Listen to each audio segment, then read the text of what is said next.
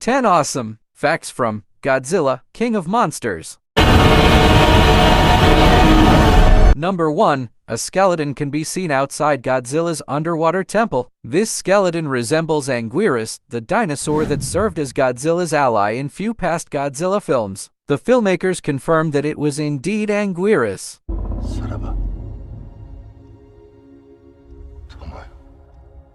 Number 2. When King Ghidorah's head is severed and a new head grows, the new head retains the memories and personality of the original head. As the director Michael Dougherty pointed out, this is because Ghidorah's neurons are scattered throughout its body, like an octopus.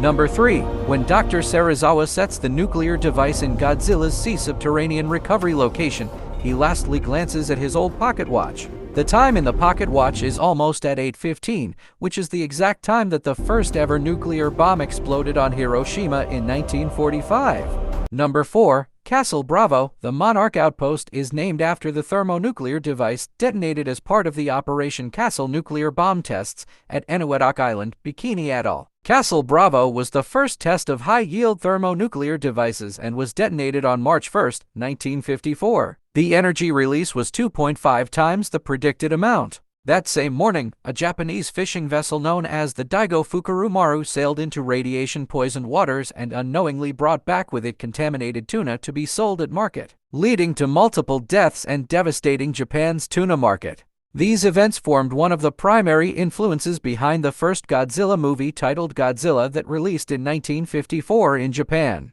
With a giant worm. You kidding, Martinez? What can't you do with it? Pharmaceuticals, bioweapons, food? Hell, there isn't a... Number 5. A newspaper headline during the credits speculates on possibly using kaiju waste as a possible energy source, an idea previously discussed by Hannibal Show in another kaiju movie, Pacific Rim. Number 6. In the opening minutes of the movie, there is an ongoing anti-Titan protest. In that protest, the protesters' signs read, "Destroy all monsters," which is a reference to the 1968 Toho film, Destroy All Monsters. The plot revolves around a battle against monsters who are controlled by an alien race called Killik and the United Nations Scientific Committee.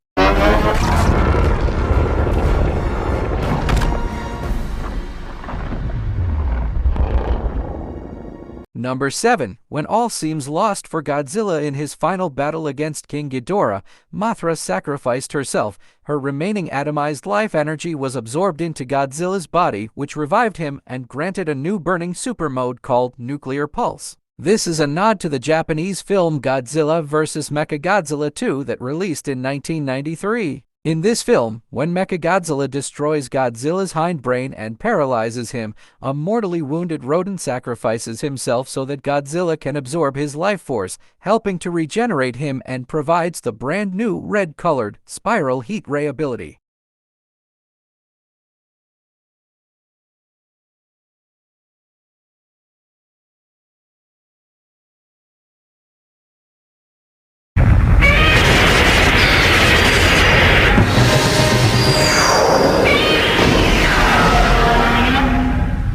Number 8. For the roars, the director felt it was important to getting the noises right and gave the sound designers a super cut of the monster roars from the Showa Godzilla films and had them start from there. He confirmed that the monsters would have new roars that will resemble the original incarnations. Dougherty used the Showa roars on a massive speaker system to use on set for scenes where actors had to run from or react to the monsters. Number 9. It's revealed that Ghidorah can regenerate his heads after Godzilla bites his left head off, which makes sense as he is said to have inspired the legends of the Greek Hydra. Godzilla kills the middle head by incinerating it with his nuclear pulses in his burning form, just like how Hercules slew the Hydra by burning off its heads so they couldn't regenerate. And even after Godzilla vaporizes the rest of his body, the center head is shown still alive and struggling in Godzilla's jaws, just like how the mythical Hydra had one immortal head that lived even after Hercules severed it and forced him to bury it beneath a rock. Jesus. Good thing he's on our side.